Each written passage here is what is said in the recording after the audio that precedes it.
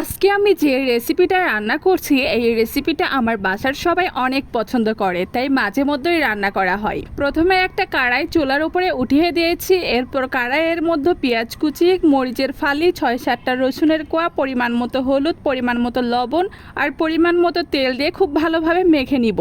সবগুলো মশলা খুব ভালোভাবে মাখানো হয়ে আসলে এখন আমি এর মধ্যে দিয়ে দিব কুচি করে রাখা আলু কুচি দিয়ে খুব ভালোভাবে আবারও মেখে নিব। মাখানো হয়ে আসলে এর মধ্যে দিয়ে দিব সিমের বিচি আর টমেটো দিয়ে আবারও খুব ভালোভাবে মেখে নিব।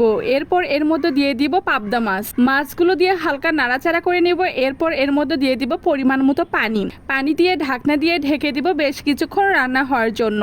15 থেকে 20 মিনিটের মতো রান্না করে নিব। 15-20 মিনিট পর ঢাকনা উঠিয়ে দেখি পানি অনেকটাই শুকিয়ে এসেছে আর রান্নাটাও আমার কমপ্লিট হয়েছে।